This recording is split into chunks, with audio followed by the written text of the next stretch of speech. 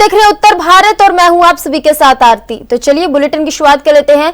हाल में प्रधानमंत्री नरेंद्र मोदी द्वारा प्रधानमंत्री आवास योजना के लाभार्थियों को गृह प्रवेश चाबी एवं स्वीकृति पत्र वितरण किया गया और परिवहन राज्य मंत्री दया शंकर सिंह ने प्रधानमंत्री की महत्वाकांक्षी योजना स्वच्छता की शपथ दिलाई। जिलाधिकारी संजीव रंजन एवं सीडीओ दिव्या मिश्रा ने भगवान रामचंद्र लक्ष्मण सीता की फोटो देकर सम्मानित किया। बीजेपी के जिलाध्यक्ष आशीष श्रीवास्तव एवं सदर विधायक राजेंद्र मौर्य, पूर्व जिलाध्यक्ष ओम प्रकाश त्रिपाठी, विश्वनाथगंज विधायक जीतलाल पटेल, पूर्व विधायक धीरज ओझा, ब्लॉक प्रमुख लक्ष्मणपुर राकेश सिंह एवं भाजपा जिला मीडिया प्रभारी राघवेंद्र शुक्ला मौजूद रहे।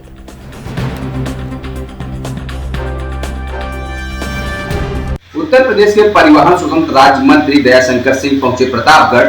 आला अफसरों के द्वारा किया गया गर्मजोशी के साथ स्वागत। आपको बता दें, प्रतापगढ़ जिले में पहुंचे परिवहन मंत्री का आला अफसरों के साथ साथ जनप्रतिनिधियों के द्वारा गुलदस्ता व पुष्पगुच्छ देकर किया गया स्वागत। तो वहीं पर संचालित सरकार द्वारा योजनाओं का भी जायजा लेते नजर आए राज्य मंत्री।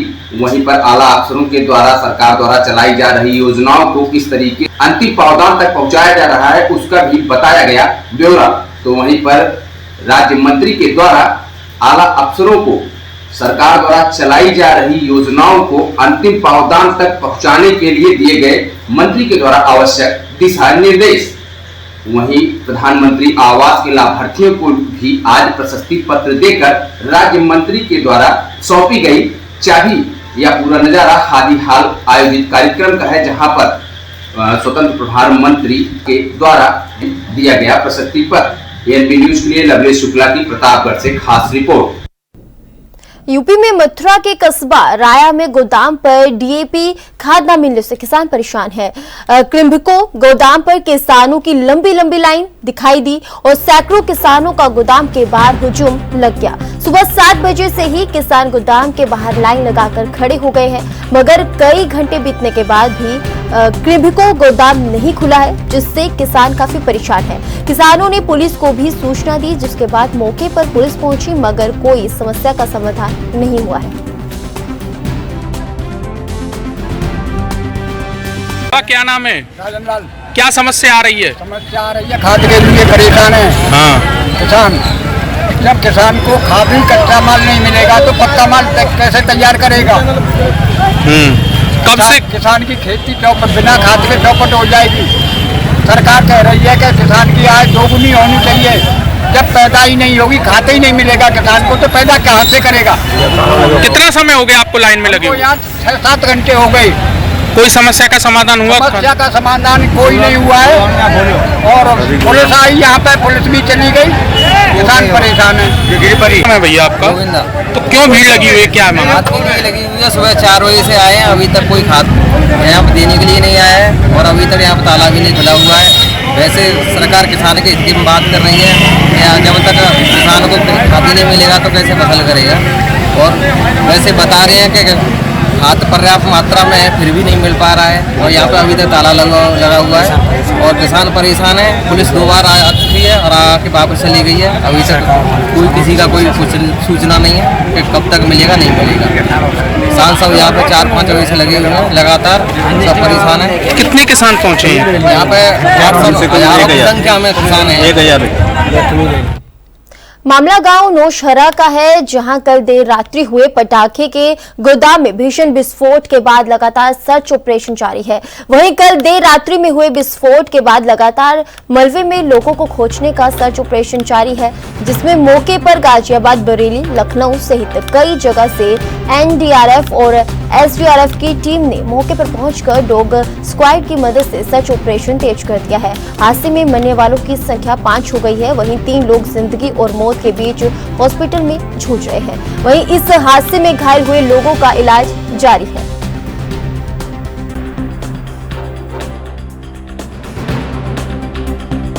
कल देखिए एक भीषण हादसा हुआ था जनपद फिरोजाबाद के थाना क्षेत्र नौशहरा गांव में।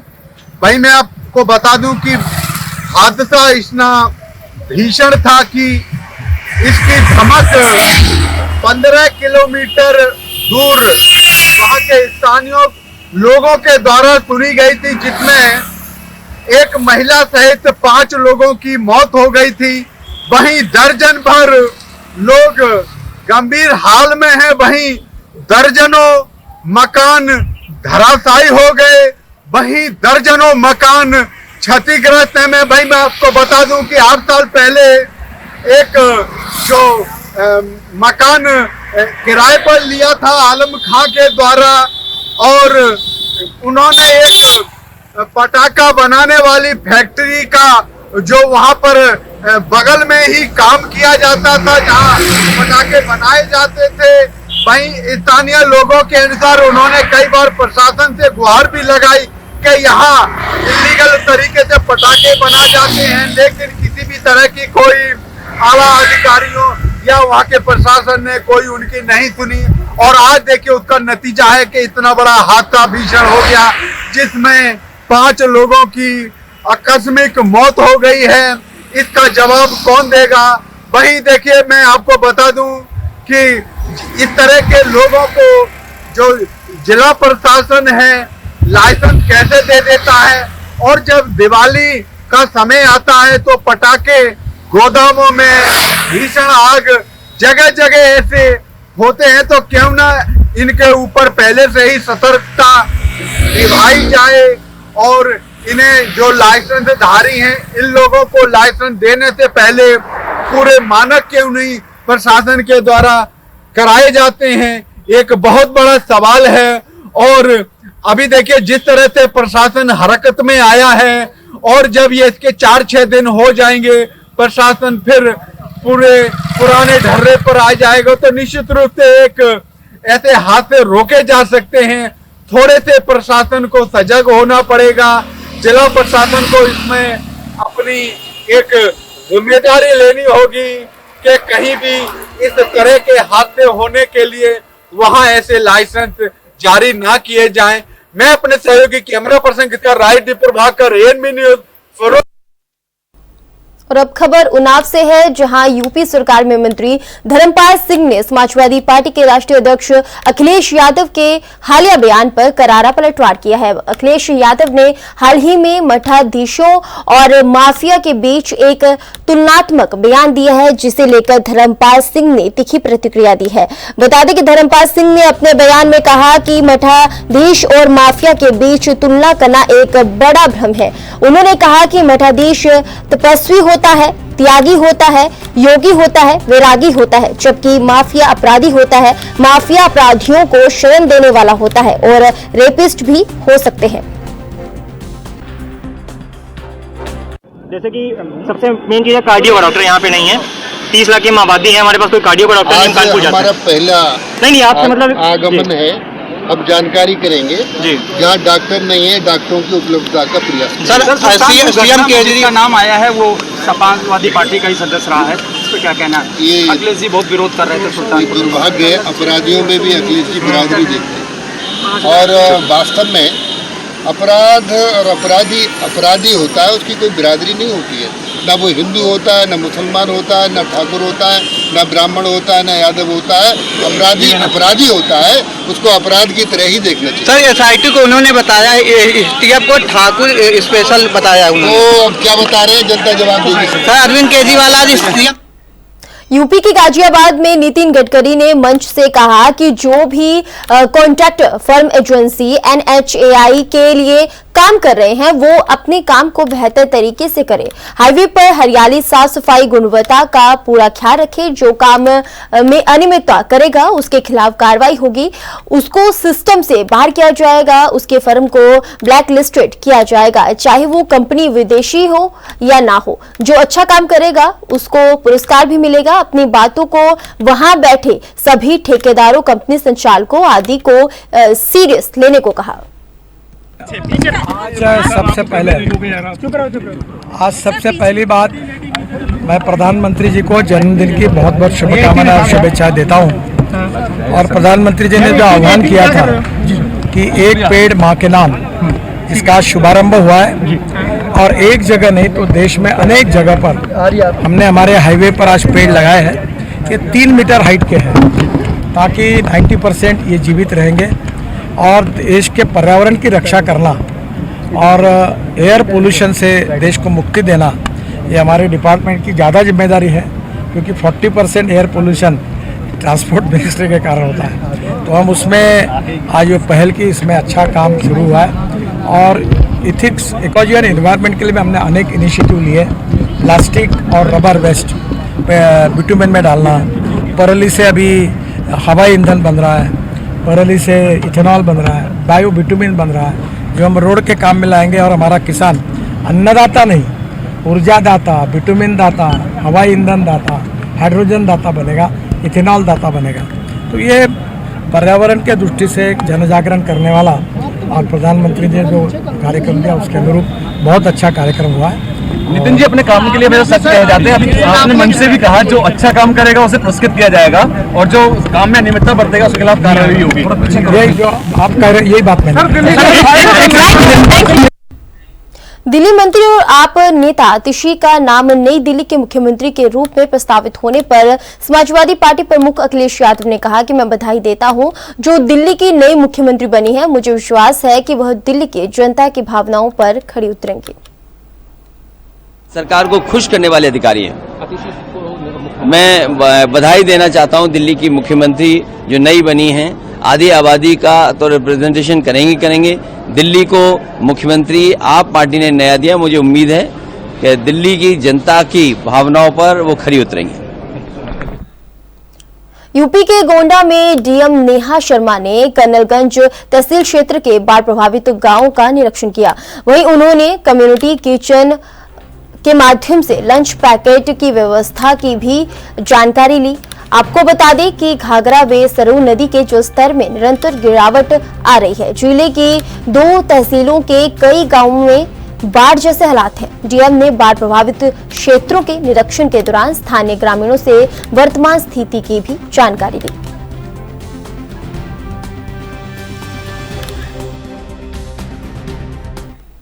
यूपी में ललितपुर के पंडापुरा में आयोजित श्री गणेश महोत्सव के समापन दिवस पर सायंकालीन बेला में गणेश देव की महाआरती और 56 भोग प्रसाद का आयोजन किया गया, जिसमें श्रद्धालुओं की भीड़ उमड़ पड़ी। इस अवसर पर नगर पंचायत महारोनी अध्यक्ष नीलम दूषित वडोनिया, अधिशासी अधिकारी साक्षी साहू, पार्षद सुनीता, अनिल शर्मा, रीतू, उदयभान सिंह, नीलेश श्रीवास्तव आदि को आरती करने का सौभाग्य प्राप्त हुआ। सभी ने भावपूर्वक गणपति बप्पा की आराधना वंदना की। देर रात तक प्रांगण में ढोल नगाड़ों के साथ भजन और जयकारों की ध्वनि गूंजती रही।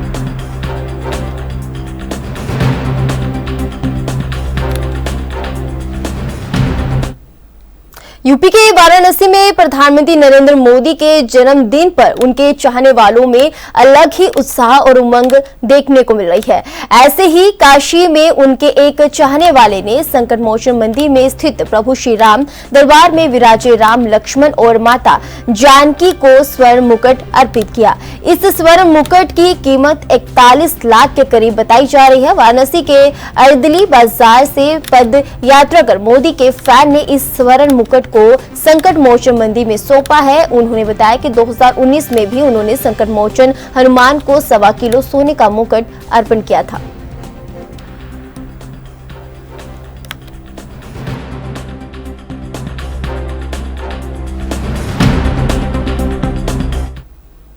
पीएम नरेंद्र मोदी के 74वें जन्मदिवस पर भाजपा के युवा मोर्चा के जिलाध्यक्ष के द्वारा जिला अस्पताल के रक्त कोष में रक्तदान शिविर का आयोजन किया गया। रक्तदान का शुभारंभ युवा मोर्चा के पूर्व प्रदेश अध्यक्ष व भाजपा प्रदेश महामंत्री सुभाष यदुवंश ने रक्तदान शिविर का फीता काटकर उद्घाटन किया। उसके पश्चात जिले के प्रभारी मंत्री व प्रदेश के कारागार राज्य मंत्री सुरेश राही पहुंचे और जनपद के मसूली के ब्लॉक के प्राथमिक विद्यालयों का औचक निरीक्षण किया।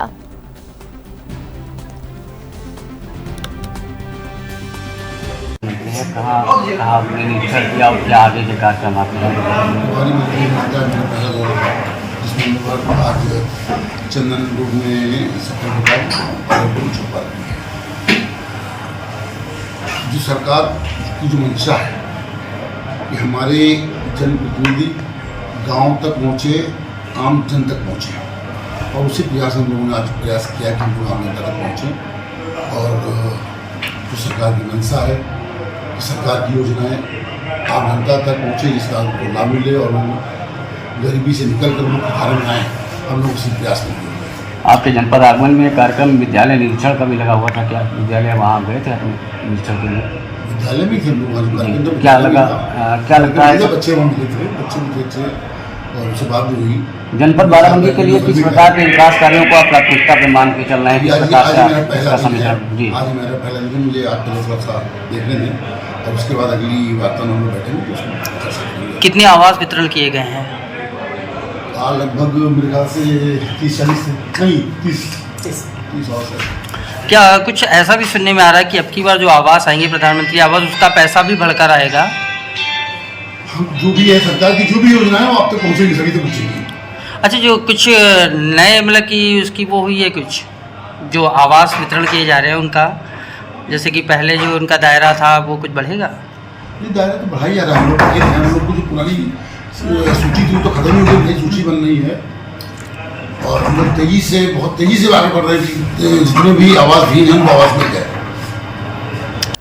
कल बाराफात के मौके पर निकाली गई यात्रा के दौरान भारी मंदिर के सामने सड़क पर लगाए गए विवादित नारे के खिलाफ पूर्व विधायक राघवेंद्र प्रताप सिंह डुमरियागंज थाने पर पहुंचे। उन्होंने विवादित नारे लगाने वालों के खिलाफ मुकदमा दर्ज करने की और गिरफ्तारी की बात कही है।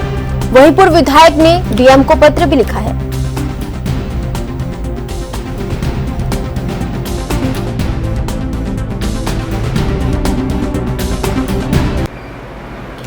सोशल मीडिया के माध्यम से थाना डुमरियागंज से संबंधित एक वीडियो प्रकाश में आया है, जिसके संबंध में यह आरोप लगाया जा रहा है कि उसमें आपत्तिजनक नारे लगाए गए हैं। उक्त वीडियो की जांच प्रचलित है। जांच उपरांत जो तथ्य प्रकाश में आएंगे उसके आधार पर अग्रेतर विधिक कार्रवाई की जाएगी। तो फिलहाल के उत्तर भारत में मेरे साथ बस इतना ही। बाकी तमाम खबरों के लिए आप बने रहिए ANB न्यूज के साथ। नमस्कार।